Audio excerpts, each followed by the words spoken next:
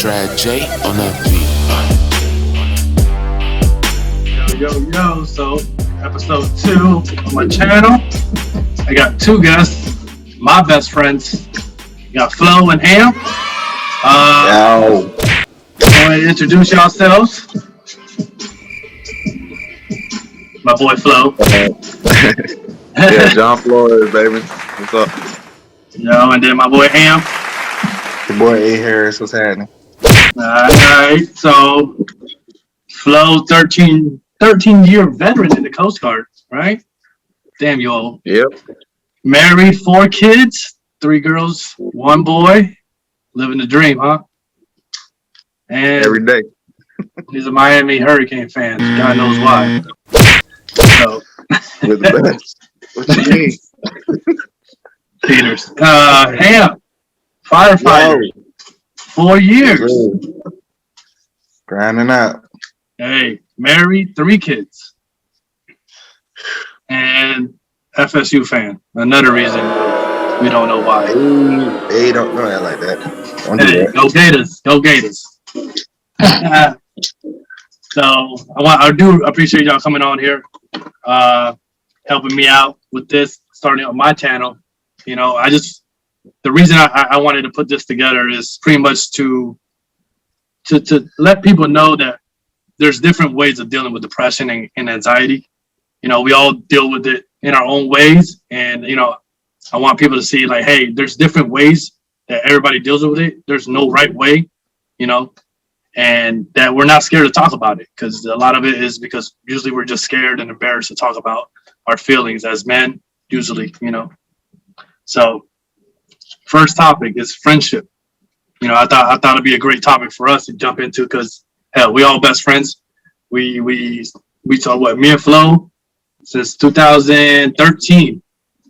Best friends. Amp, I met you, I think 15, I believe. You know, Flo introduced me, and then I don't think we ever stopped chilling ever since. You know, it's just off the rip. Been a great experience, and I thank y'all for allowing me to be a friend and for being my friend, for sure, you know. All right, Golden Girls. So For sure, bro. So I want to start off with a little story with me and Flo. So, you know, on the topic of depression and stuff like that. So I was going, Flo knows, I was going through a breakup, and he didn't know. And at this time, that's when I was coaching soccer and stuff like that. And he didn't know. And my chief came down and was like, hey, he said something. I remember I said something. He goes, oh, that's why you're breaking up with your girl. And Flo looked at me and goes, you breaking up? And like, with the most upset look in his face. And I was like, yeah. And the crazy part is, we went to pick up your son from daycare. And I remember I was in the passenger seat, and you're like, hey, man, when were you going to tell me you was going to break up? And I was like, I don't know, man. It's been tough. And he goes, man, we're best friends. And you're going to sit here. We talk about every single thing, about, you know, every topic at work. We talk. We've been through some deep conversations. He said, you ain't going to sit here and tell me you're going to break up with your girl and not tell me? And at that minute, I was like, bro, this has to be my dude that cares that much that he's mad at me for not telling him, you know. And I was going through a rough time at that point, and you know, that changed my mind and gave me hope, you know, like, hey man, you can get through this, you know what I mean? You got people who care for you and stuff like that. So that was my little story about my friendship with that, you know. I think it was awesome, you know, that you pushed through that, you know, you kind of helped me through that situation without even knowing, to be honest with you. Yeah, especially around that time, bro. Like, even you know who you were with. You guys were like aunt and uncle to my kids and everything. Y'all were always there, so that was a big deal. Just my family too, and I mean, you know, my kids always loved you, so definitely. I mean, I've been through the breakups and all that, so I know it's easier with people around.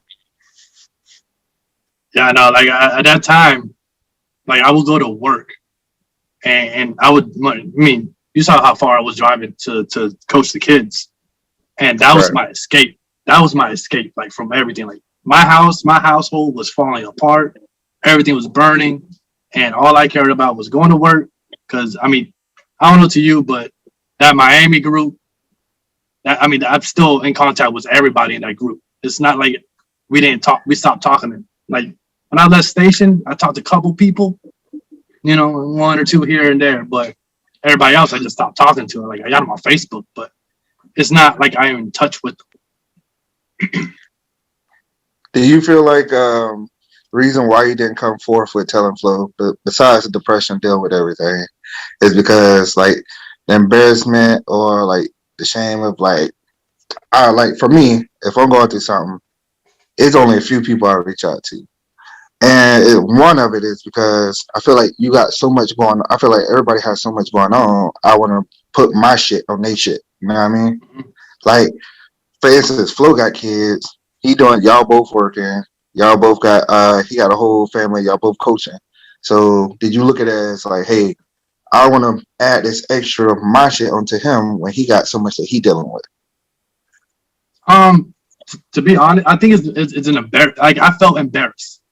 To be Yeah. honest with you, though, like around Flo and at work, like coaching and at work, the depression wasn't there. It was that was my way of like I guess hiding it. I wouldn't say hiding it, but more of a like I was coping with it because I was happy where I was in those situations. Yeah. But the minute I went home, total depression. Like it was falling apart. Like I'm telling you, the girl will walk in, and just her walking in, I'd be like, man, damn it, I got to see her again. Like, the little things irritating me for no reason. Like I was like, why am I mad at this? Like, she left the top off the toothpaste. Now I'm mad. Why? Makes no sense. Why I'm mad. But it was just a toxic. I was in a toxic relationship down there. Yeah. And like you said, I think it was some of it was that why put my problem on somebody else? I can deal with it. I should be able, I'm a man. I can deal with this. I can overcome it. And I never really reached out to him because prior to that, what I would have called my best friend, which me and him, like, just stopped talking. Like, he just stopped talking to me. And we, what I mean? I didn't really reach out to anybody. I didn't feel like I had friends. Like, I was just like, all right, I just got to figure this out. And then he hit me with that. And instantly I was like, yo, this is my dude. I got his back until, forever from now on. I mean, nobody's ever done that for me. Gotcha. I mean, Yeah, at well, least you I gotta reached out to Chief at the time, I Yeah. don't know if that was just like fair warning if your production at work kind of fall off or whatever, but at least you told somebody. That was me looking for a house, somewhere to live, because I was gonna be homeless. that was because I'm telling you, I left the house. I left bed, dressers, everything that I owned, everything. Only thing I left out of that house was I had my own bed, my car, my TV, my clothes. That was it. She kept the dog. She kept everything, and I didn't care. I just wanted to get out.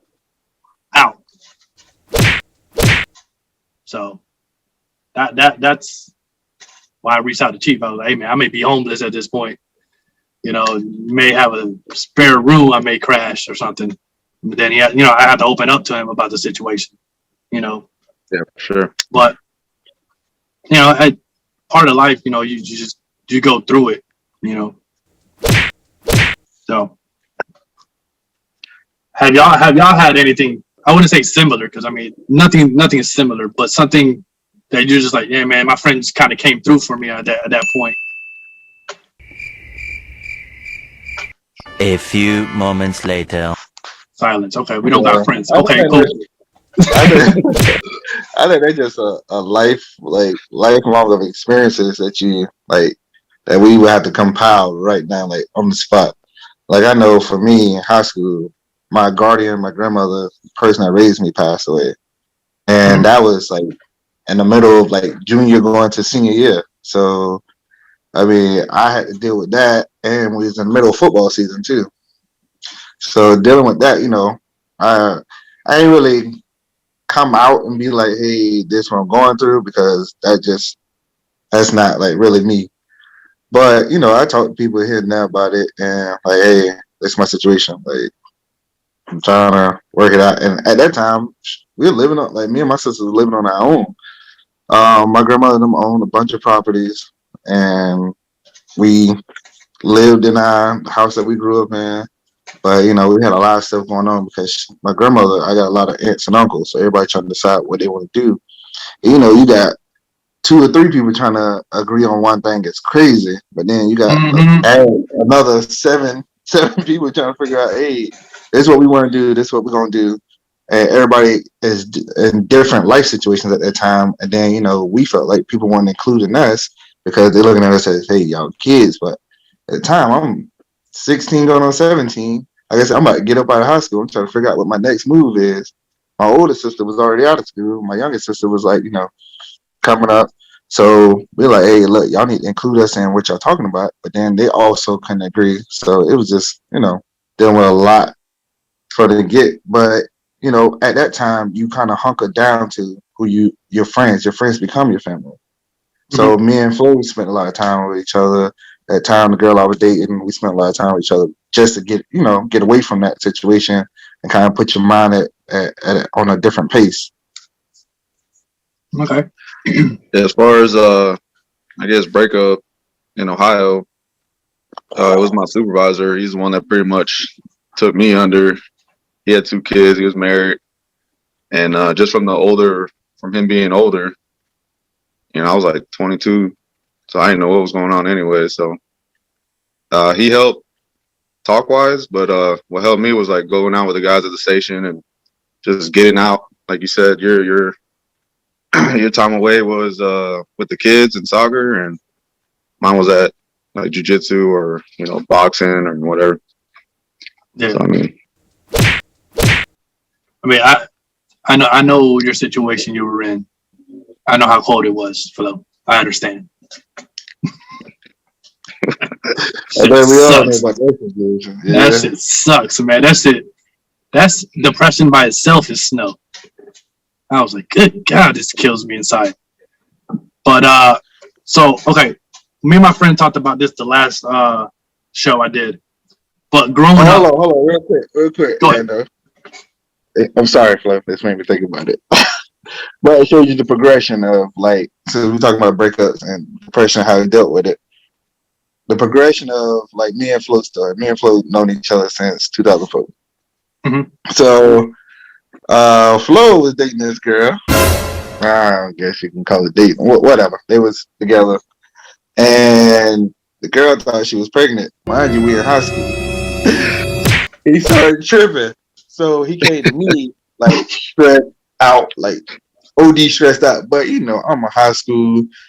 Everything is funny to us. So he came to me stressed out, and I made the situation worse. So his name is John. So I got him and his little brother and another homeboy that we used to hang out with. They call him Papa John's. And I've never seen this level of stress on anybody before, but every time she was like, "Hey, yo, Papa John's," and he was like, I think he cried one day. He was like, bro, it was so funny because he came to me and I didn't realize how serious it was. So he broke down. He was like, "I'm gonna take my baby. And me and my mom gonna raise this baby." I knew he wanted to be with the girl. I knew it was like a temporary thing, but when he was like, "I think she pregnant," it just made it that much funnier because it's like, I know you ain't have no future goals with this person. So he was tripping, but fast forward to later on in life, when he ran into issues, I was able to hear him out and be like, "Hey, look, bro, this is what you gotta do. Make your next move your best move," type stuff. And it wasn't we laugh about it later, but at the time, I was laughing at this man in the middle of his crisis, and then the even it out. A month later, the same thing happened. And he was so happy. He didn't have a cool Papa John's to ride with, but it was okay. It made me more depressed because not that because it was get back, but at the time, I knew the girl was lying. Like I knew she was lying. And but when Flo kept saying it every time I see him, it started making me think like, dang, dog, I'm about to go to college. This might mess up my plan. Like, I mean, don't get me wrong, kids. So like, kids are kids. You did what you did to get them, and so you take care of your responsibility. But at the time, I'm 17, living on my own, and I'm like trying to like gather everything I make money wise. I'm putting it towards school. Okay. So I'm thinking like, dang, dog, like. I know me and this girl weren't meant to last until like forever. I didn't see me and her being forever. And at that time, that's how I viewed who I'm gonna have kids with. Me and this person gonna be together forever. Yeah. So when he was coming around like, oh yeah, Papa Amp, and all this stuff, and I was like, oh Lord. I started thinking, like, what if she is pregnant? This might like screw up everything. But It ruins my it whole just showed the life. progression of where we at. Yeah, it just showed the progression of where we was and how far we come and how we deal with stuff differently. By the way, it happened to me in high school, so yeah, I know the feeling. Oh. Bro, my heart dropped. Boom! That thing dropped. I was like, oh. I was crying. I was like, I don't know what I'm gonna do. My grandma gonna kick my ass. I'm homeless. I know. Same thing though. Oh. Same thing. She hit me with the, what? Oh, Really? yeah, Zoom saying. Running out of time. We removed 40 minutes. No, it says no longer time limit. On mine. Whatever. Yeah, that's what it said to me. That's still saying recording, I guess. I don't know what the hell. Still good to go. Yeah, I mean, there's different ways to deal with it always. Like, you got to have someone to talk to. Oh, always. It's not. It was It's easy hard. to say because I just been fortunate, like just having people, and it usually comes from sports. Having someone to talk to, a teammate or whatever. But I know other people.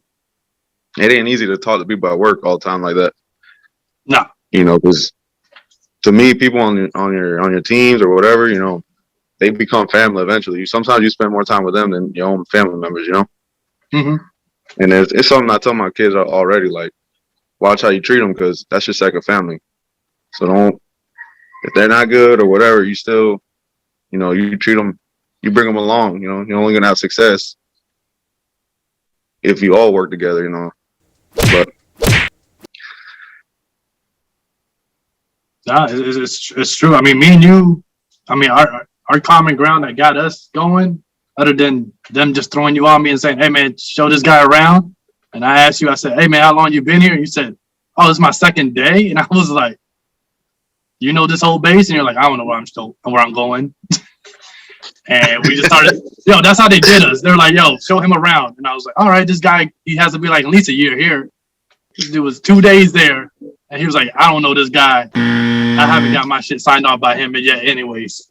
But then we started talking about basketball and shit, and then it just progressed into that friendship. And I mean, Flo can tell you, we had some crazy conversations about kids, about everything, like just in life generally. We were talking, and a lot of stuff was mostly sports, but it would turn into some serious stuff eventually, sometimes. I feel you. Like Flo's situation, like how you said, it's not as easy to talk to coworkers.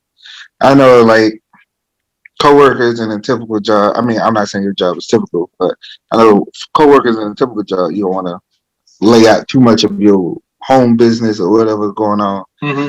But I don't know, like I work for a fire department, and in my station, we're a smaller station. It's only like 5 of us on duty at a time. Sometimes we get 6 of us up there, so we know each other pretty well. And like I'm around a lot of older guys, so like they already been through, I guess, essentially what I've been through. So we piggyback off each other, especially like marriage and kids and stuff like that. And I mean, it's cool because it's a different vibe, different atmosphere, and like talking to them, I can see sometimes like, oh yeah, you really been through what I've been through, or you can understand when I relate something to you, and by the information that they hit me back with.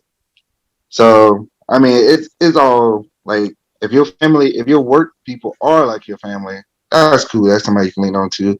Or if you feel like your work people are like gonna be too much gossip, and and you don't want to deal with that. You don't want to like go somewhere where you don't have no escape. So you go home, you ain't got no escape. You go to work, you ain't got no escape because you don't tell them all your business, man. It's all out there in the streets. But I feel you, like everybody find a different connection. Like you found yours through people that you work with, your sports team and everything. Yeah, I mean, was Flo. It was like it was easy because I mean they called us twins for a reason. At work they called us twins because we did almost damn near everything the same, and we played basketball the same. We played every sport. We did everything, and we was always around each other. Like when he asked me to coach the kids, I mean, it was no question. I was like, yeah. And then I realized he didn't tell me I was coaching 6-year-olds, and I was like, I don't know what I'm doing. First practice, I was like, bruh, this is not high school. They don't listen. You know, but you know, a friendship came from that, you know, without me knowing that too, because I didn't know. But a quick question I wanted to ask both of y'all: growing up, like I know we talked about like our high school years and stuff like that. Did you know it was depression, or did you just knew you were sad, and everything else was like helping you just I get over it? Because like me and my boy was just talking on my last show, and we said growing up, like we didn't know what depression was. It was just something that I just felt sad because nobody told me what depression was. Well, I don't know. My situation is a little different, so maybe I knew it was somewhat depression because, like, my mother died at a young age. Like I told you, my grandmother passed when I was in high school, middle high school. So, I mean, granted, I've dealt with a lot growing up early. So, I'm not sure if I wouldn't have identified as depression. Maybe I would just identify it as stress, like heavy stress. And like I said, I put myself through college. So, like, you know, trying to figure out all this stuff and you don't have like a format, a blueprint, and then dealing with the stuff that kids at that age deal with and girls and making it work on time and all that stuff. And then added extra. So maybe I just looked at it as stress, but, you know, football was my outlet. And then, you know, I got to run track. In high school, I was coaching softball. Don't mention nothing. But so, I mean, I had a lot of different outlets, hanging out with people and doing all like, you know, I kept myself busy. I was always on the go. So maybe that's how I cope with it at the time. Just keep myself busy and like pretty much like I ain't really have no off day. If I was at home, it was for a few hours and I'm out going somewhere or doing something. Gotcha. Yeah, growing up, I definitely they didn't talk about it. I mean, you know my dad really well, and there was no what's wrong type of thing. Like, talk to me about it. It was you do what you're told, or you sad, like, man up. So I didn't even know about the word depression until many years into the Coast Guard, bro. Like, so it was a lot of just brushing it off, keep it moving type of thing. And you know, I had like 3 of my 4 grandparents passed when I was young, but it definitely was sad. But I don't think I never got depressed or anything, luckily. But all right, let's speak up on your dad, though, Flo. Your dad would be hella funny at like serious times. Like if y'all came about him something like that you was upset or sad about, he would make a joke that's just like right on point. And I used to find that joke so hilarious, man. yeah, I mean, the first time I seen my dad cry, bro, it was when when his dad passed, and that was like 4 years ago, maybe 5 years ago. First time I ever seen the man cry, you know, and like I didn't even know how to react, bro. Like he just walked away, you know. I felt like I had to be there for him because he just got the news and he walked away like nothing happened. But I caught him in the room, you know, and that's the first time I seen him cry, and especially with my grandfather, he's like the rock of our family for all the men, and you know, like the building block everyone tries to meet as far as like an adult. So when he passed, it was a big deal, and So yeah, it was nuts seeing my dad cry like that. I think, and that goes to show, like, as men, we ain't taught how to deal with our emotions. So, you throw your feelings, like how you said your dad walked away from everybody to go cry, like, in solitude. We not taught, like, that's looked at upon as weakness, crying in front of people. You know what I'm saying? Like, you'll get clowned for some junk like that. They be like, Yeah. "Hey, what's wrong with him?" Like, man up, bro. Like, there's somebody that come up before people come up and show you compassion. They'll tell you to man up or stop being soft or something like that. So I think it's until they understand the situation, and then they're like, "Oh, my bad. Hold on. Let me," you know. true. I mean, with my son, I'm already like, I don't think I really cried in front of him. Maybe once or twice, but I'm already anytime he like cries, I try to make it seem like okay, but it's got to have like a good meaning. I ain't crying because you just want something you ain't getting. If he's Yeah. like legit sad, it's like all right, it's good, it's all right, man, let it out, type of thing. He watches So you I'm watch the trying Hurricane to. games. Oh, we talking about we 5-0 against FSU. Gators want to run All that away. crying you be doing when you be taking them Gators want to run L's. away, so we'll take care of Bama first week. We'll take I Bama. ain't even saying Slowly, that we're gonna about take out y'all, the boy. SEC. I ain't even saying that about y'all, boy. You just gonna pull us up in this thing. It's all good, man. It's a new day, dog. You see our recruiting Daddy, why class. you crying? The Canes lost again. We can't even win the Oh ACC man, title. come on! What I look like, a Gator fan? I don't cry about games like that. That bowl game was rough for me. I was like, ah. I was like, this is an ass whooping from hell. Good Lord. I didn't know These boys, Oklahoma was this good. only team I know that make it. Only team I know that make it to the conference title championship game almost every year and lose. Y'all boys or something else. What's the point of going if you ain't gonna win? Like that, y'all ain't found a winning formula yet. I'm going to let you know the East hasn't won in a long time. SEC East has not won in a long time. That's not I mean, just the Bama got Gators. all the Florida boys on the team, anyways. They got all of them. Fucking all of them. I was like, God damn. I need to do a better job recruiting. Though. I Coming mean, y'all Bro, from next year we need FSU. better Coming from an too, bro. FSU fan. I need to do a better job hey, recruiting. hey, you seen what our coach been doing? He been making moves. Yeah, he over there trying to get him at middle school. Like, hey, I swear we got this program over here. He's like, I'm not gonna get none of these high schoolers, but let me Hey, get these 20, 30 hey, kids. hey, our coach might tell him in middle school that FSU is a good spot, but his coach out there paying him in middle school. They go $50. You want that Snicker bar, boy? Here, I got Yeah, it. how Miami do. They'll pay you off, and then later, yeah, Miami gave me this money. Hey, it's a tourist spot, baby. We just riding around in a yacht. It's cool. All right, I want but to switch watch to y'all the boosters. I want to switch the topic real quick to you guys. This is your specialty, but dealing with depression while being married and kids, like how do y'all do that? Like I have no clue how y'all be parents and selfishly have to take care of yourself at the same time hide it because you don't want to show that. I'm pretty sure, to your kids, your wife. I'm pretty sure y'all talk, of course. Well, it's really a learning phase for anybody.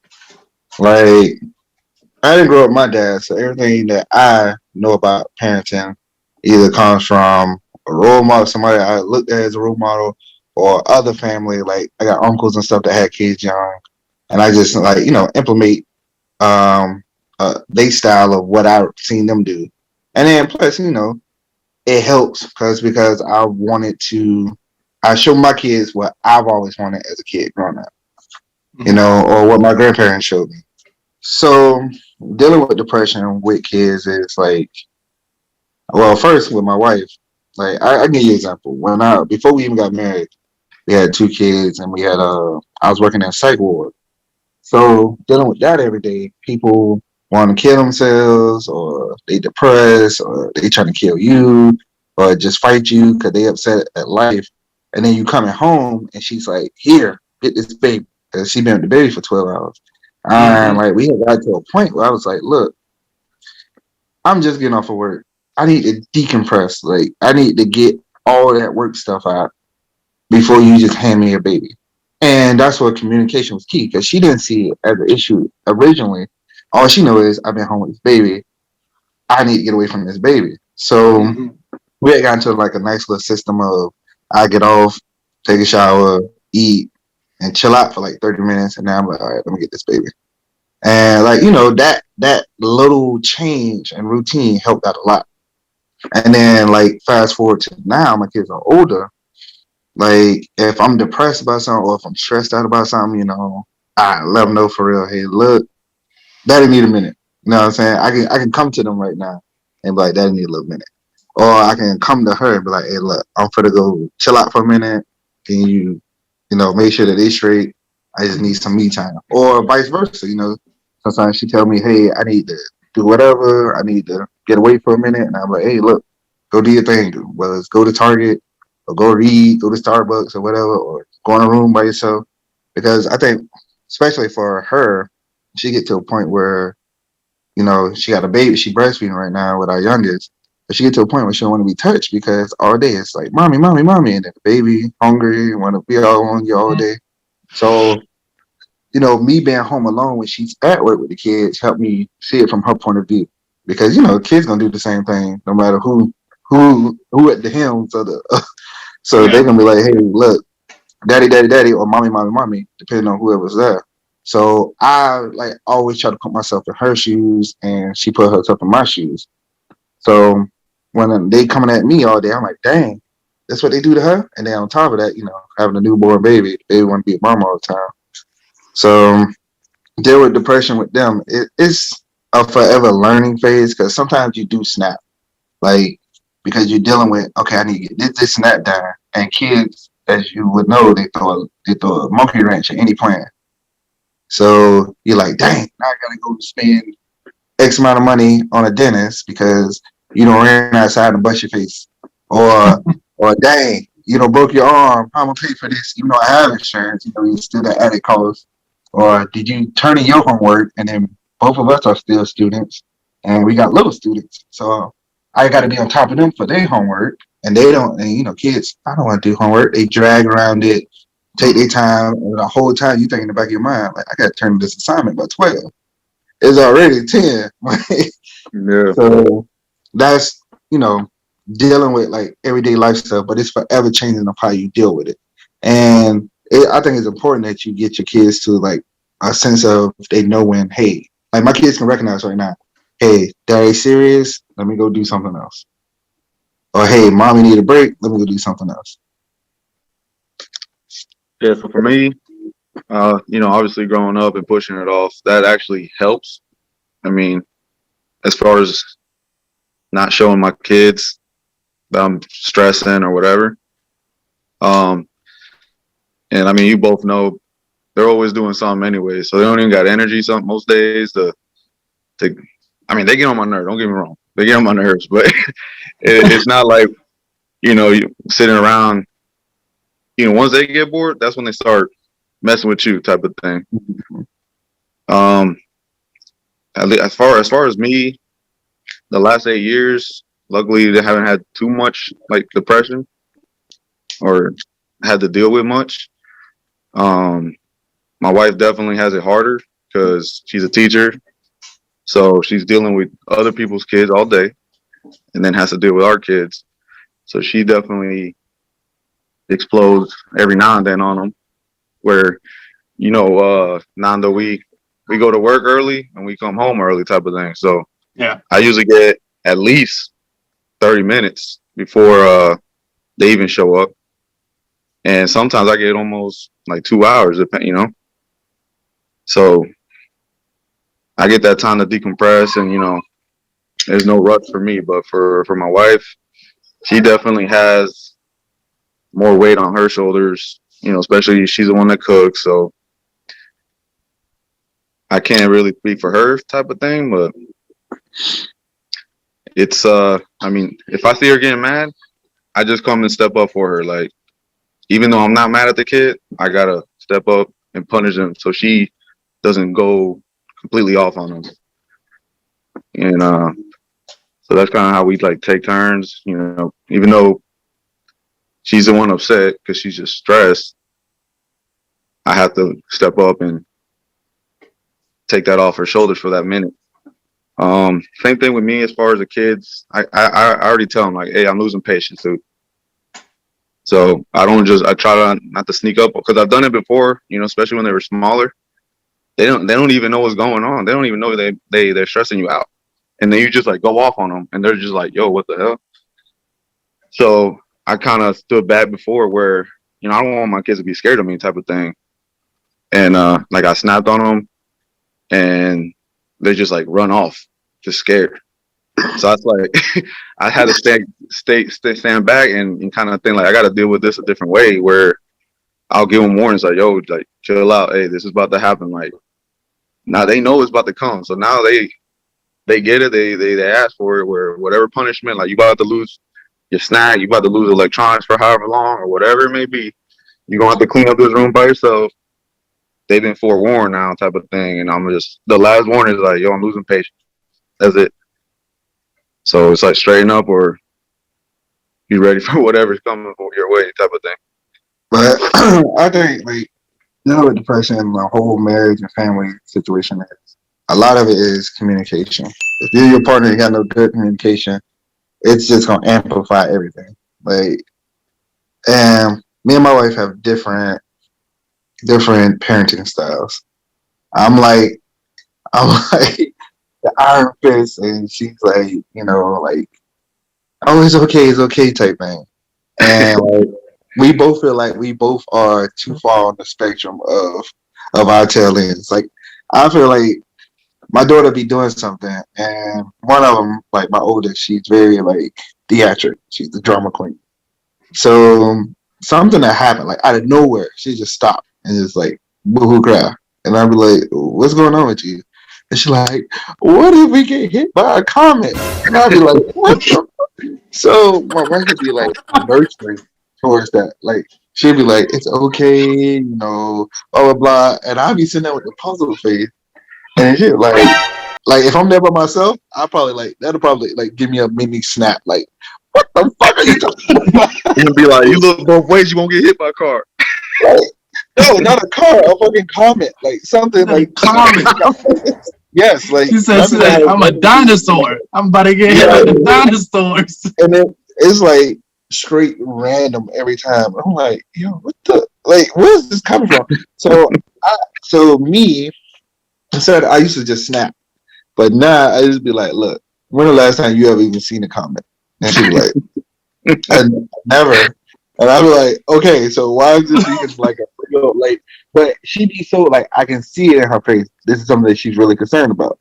Yeah. But I have to like rationale. I have to like be real, like a realist with her about it. Right? When the last time you seen one, if push come to shove, if we were gonna die from a comet, you wouldn't even know. You'd be dead before you even realize what happened. It's like, well, it's funny because I'm like truthful straight up with her, and that makes her feel better. She's like, oh, okay. And she's going by the day. She's not out of her whatever episode she was having. But dealing with kids, like you said, you give them like steps to, hey, this is where I'm at. And like I'm teaching my kids, both of them, like the two oldest right now, is learn to read faces. Because like you said, Flo, a lot of them, like they don't know that they're pushing this button. All they know is I'm being a kid, and which they should always feel comfortable doing. Like I always tell my kids, never feel bad about you being a kid. But at the same time, realize that sometimes you need to turn down that kid meter. So I tell them to read faces. Like, look at my demeanor, read my demeanor, read my face before I even have to say anything to you. And my oldest will catch on like, all right, we messing up. Let's go to the room. Like she'll tell her young sister, Kylie, let's go to the room. And she don't read something on my face that she like, we messing up. Or she be like, hey, or my youngest will be like, hey, let's clean up. I was like, because I just started looking around the room like, I know this room didn't look like this before. They're like, hey, let's clean up. So, like kids, like I would never punish my kid for being a kid. Like if anything, hold on to being a kid as long as possible. But at the same time, you got to realize like certain situations going to call for your immediate attention and call for you to like take the situation serious. So it's a forever balance, especially parenting. Like everybody always talk about, oh, I love having kids. I always talk about the baby stage. They don't talk about the growing stages of like I have to forever teach this kid something and make sure that they're understanding that this game of life pretty much. Yeah. I mean, perfect example today. It's like Julian. Boys are always different than girls, right? Like energy wise, he's over here trying to scale a wall. He's over there trying to punt a ball. And I let my kids play ball in a little area in the house, right? But he starts getting wild. He starts trying to punt it like 20 feet in the air and all this stuff. And I'm telling him like, yo, chill out. You're gonna get hurt. And out of nowhere, he punts it and trips over the dog that was laying down behind him, right? And he hit his side, like he hit something on his side. So of course I'm like, this is what you get, man. I've been warning you. You're gonna get hurt. You keep playing around. You don't listen, But he's crying, upset, and then but afterwards I'm like, yo, let me see where it's at. Let me see if you really hurt, type of thing. Kind of. We told you it's gonna happen. It happened, and I'm upset. But let me see if you really hurt, and try to, So still be there for him. my kids like to ride their scooters inside the house. Still got tile floors. Yeah. And, like for me, I don't even say like, hey, if you get hurt, you get hurt. I just tell them, look, we're not going to the hospital tonight. So whatever happens, We can't go to the hospital. we have to deal We have with no it. money. Like Especially yeah, at the chill beginning out. of COVID, bro. That was Sierra's Oh. line. She's like, it's COVID going on. We can't go to the hospital. Using COVID as an excuse. It's Yo. funny because kids understand that. So like with my daughters, when I'm like, look, we can go to the hospital tonight, they'd be like, okay, because at first they'd be doing like roller derby, like crashing into each other's truck at full speed. Yeah. And then I'd be like, we're not going to the hospital tonight. They're like, oh, all right, let's slow it down. Like they pace slows down, you don't hear them running down the hallway. So Yeah, like, my kids were in lockdown like 130 days, maybe, dude. So they knew we can't go nowhere at the time. Like, so you just got to give them examples, talk to them as much but as that's you can. another Never issue. keep nothing from them. If you can't, like, Like do because y'all? of Do y'all? COVID, Go ahead. Go what ahead. happened? Go ahead. Because of COVID, like the first half of the semester, for school for them, they was homeschooled. So, my like kids in general, high energy. So, you never appreciate how much the school taking them to PE does for you until they locked into the house with you. And like you're not thinking about it like, hey, I need to take them to the park and nothing like that. Until you see them run around the house. Like literally my middle child, she's really skinny but she's very, very active. So I didn't realize how bad it was until I see her like picking up like large bins full of clothes, and like she's literally working out with them, like picking them up, putting it down as a workout. And then like I have a shotgun house, which means like it just like straight through. So I got a long hallway. This girl, I was like hearing something like pacing and hit something and then run, hit something else. So I look up. She running sprints. She's running sprints in the house, like running sprints to the front door, all the way to the back door. I'm like, good Lord, I need to get this girl outside. So, I mean, I saw the depression in them from that, and then like my middle child, she's not used to like of course she plays with games, plays with tablets and stuff, but I saw how much online school was like pretty much killing her. Like she was so stressed, like she was getting it and doing what she had to do, but she was giving her bare minimum, and it was just like, can I get off of this computer?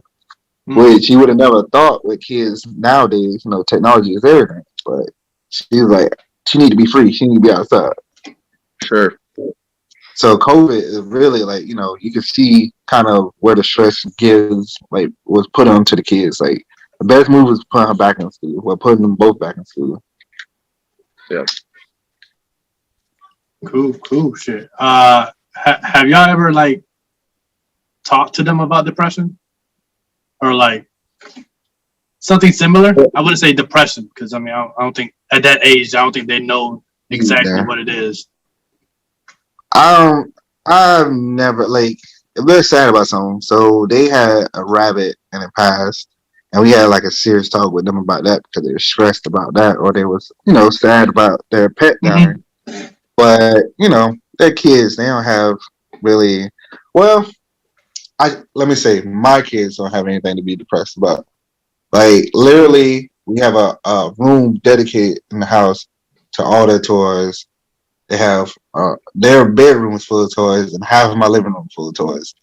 And like I said, but I know toys and objects doesn't mean that you're not depressed, but I'm saying like they have an outlet. So if one of them is going through something, they don't feel like telling us at the moment, they tell the other one. And then they eventually get it over to us. But how we like kind of cut out the middleman, because I've been looking at like especially since COVID and everything, and just where kids are at mentally nowadays, there is like a higher rate of kids committing suicide from like the age of 7 and up. So I have an 8-year-old and a 7-year-old. So that that kind of alarms me. So I like I talk to them every day when I pick them up from school, like, hey, how's school going? And a good friend of mine taught me how to deal with it from a girl perspective. Like she has a daughter that's around the same age as my kids, and what she says she do, she asks her daughter about her day, and she lets her like filter out everything about her day. She don't interrupt her, and she doesn't get excited if she tells her something that she don't want to hear. She let her filter it all out so her daughter feels comfortable bringing stuff to her. Mm-hmm. So I try to implement that same thing with my kids. Like, hey, what's going on? And they tell me, hey, is everybody been nice to you? How you doing grade wise? Are you understanding the work? Who's your friends? What did y'all talk about today? Type of stuff like that. Now, and girls, Flo, they talk all day. But you have to like. That's one of the things I just bite the bullet and just listen. I'm just like filtering out everything they say. Okay, that's good. That's good. Ooh, might have to go back and talk about that later. But let her keep on talking until she's done. I try to let them know, like, don't feel bad about the way you feel, but also don't let others make you feel some way. Somebody can't make you feel some way without your consent, pretty much. Mm-hmm. True. Yeah, so we have some similar. So they're at the age now that they just go to school with Sierra now. So she gets the talks. She gets the immediately after school talks fresh in their minds. And then at dinner, if we're not rushing to go to soccer, we definitely that's the 30 minutes there. Just whoever needs to talk about anything, the simplest story, like you were saying, we're just let them talk. And as far as like, have they dealt with depression? So my 2 older ones are my stepdaughters, and they go to Ohio for 6 weeks.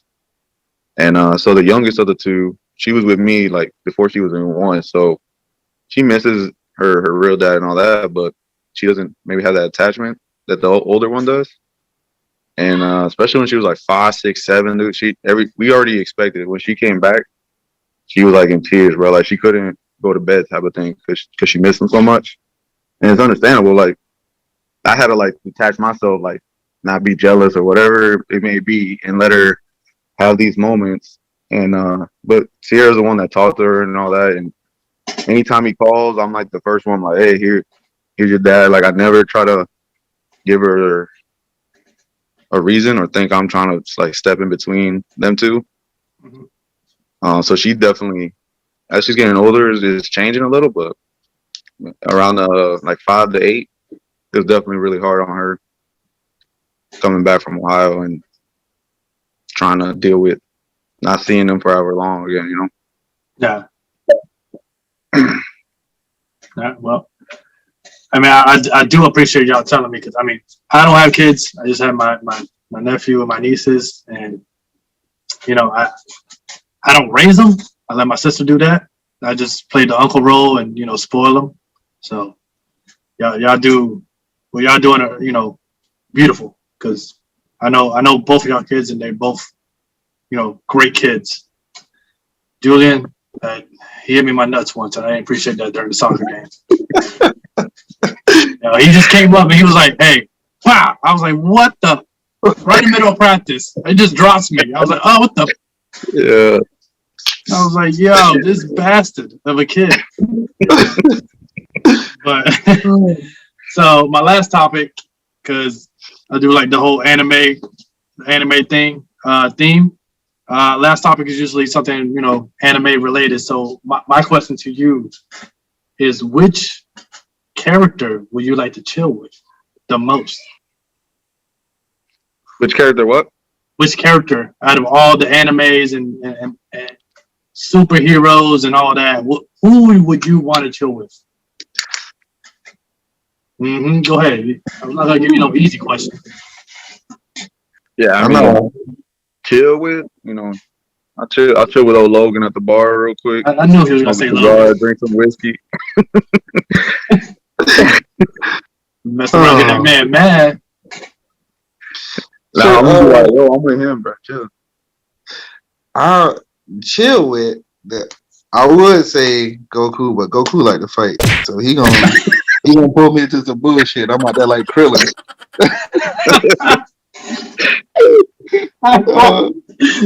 I'm out there like Krillin and Yamcha, so I ain't got. Y'all better get the Dragon Balls. Y'all better get them Dragon Balls. I need to get real life. I'm about to die again. The boy's fighting so damn fast, I can't even see him. Like, what's going on? I get killed by a gust of wind out there. But I'd say if anybody can chill with it, in that era, in that arena, it'd probably be like Bruce Wayne, probably. He's like to learn how to get this money. But he inheriting money though. But he also run a company where he's still bringing in revenue. He ain't gonna lose it. Yeah. Pretty sure he took a many L's. Maybe I can be like, look, man, I know who you is, bro. I'm gonna need a payoff. I know you got. We talking about the Powerpuff Girls. What's going on, bro? Who you trying to? Powerpuff Girls. He's trying to go over there with Sailor Moon. I already know. Not for real talk. It'll be Naruto. I know y'all never watched it. It's just the way to bring up the way he grew up. He just a kid. You know what I mean? Like he grew up a kid. He ain't know shit. He was treated like shit. He popping into some fight? Huh? And he always popping off into some fights too? He opens his mouth too much for sure. All right. So y'all chilling together. He open up his mouth. He go to the bathroom, so they take Now I'm about to open his mouth too, man. What you mean? Yeah, I mean I'm a shit talker too, so I mean what's the problem? You know but I'm saying that you ain't got I got nothing though. They're gonna walk the dog on you, bro. Yes, I'm dead. Hey, but that's the one thing about Naruto though. If you die, you die. None of this you come back alive shenanigans Dragon Ball got going on. That's the thing I'm talking about though. So he gonna use you as an emotional strength. Like they're gonna have to keep doing a flashback of how bad they beat your ass. Like I ain't trying to die in these streets just for a conversation. Just chill. Nah, he eats ramen noodles like I do, so we're good. He's ramen noodles. You got fucking Flo hanging out with Logan. You know Jin, whatever her name is, gonna come looking for him, and then now he's involved. Not even that. Sabretooth coming find him. Sabretooth, and then what do you say? The glasses guy. What do you say? The laser guy? Cyclops. Yeah. Now you know. And now he knows the laser guy. It was like laser guy. Who the fuck are you talking about? Yeah, y'all knew what I'm talking about. Yo, I had no clue. I was like, "Fuck is talking about laser guy?" I was like, "Who's the laser guy in the show?" Hey man, see he's an undervalued hero to me. Hey. That's like a terrible. Like you think about it, that's his superpower. He ain't bulletproof. He ain't strong. None of that. He just shoot lasers at his ass. You come up behind him, kick him in the kneecap or something. He done. Every superhero has a weakness. Take it easy, B. No, you every superhero has a weakness. I mean, look at fucking Logan. You hit him in the head one time, he got a concuss. He doesn't remember shit. You know. Hold on, now you talking to a Hulk fan now. You gotta remember.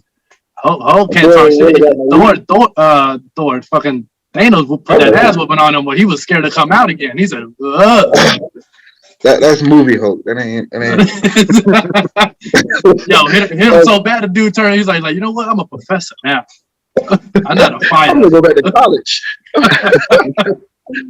Yeah, what is that? What this ass? He went, you know what? This ain't for me no more. This fighting thing is stupid. Hey, this mother got it real out here. These streets. He said, Hulk, come on. He said, no. For real. You know, Thanos ain't meet World Breaker Hulk. But no, No. Thanos actually do the Hulk worse in the comic books. I mean, in the comic book, everybody get their ass whoops. Yeah. Which comic book you reading? So hey, so I do appreciate y'all coming on here. So you know, I'm glad y'all opened up, you know, to me, to my fans, you know, and show that, you know, we all deal with it differently. Doesn't mean it's the wrong way. It's just a way of dealing with it. Once you know, you try to figure out a path you take and you go with it, because as long as you're moving forward in life, that's all that matters, you know, at the end of the day. So appreciate it, Flo. Appreciate it, Amp. Yeah. You can find them on Facebook. I'll show them the link on the bottom down here, and then hit subscribe and the thumbs up for some likes, and then we'll catch you next week maybe. So appreciate it.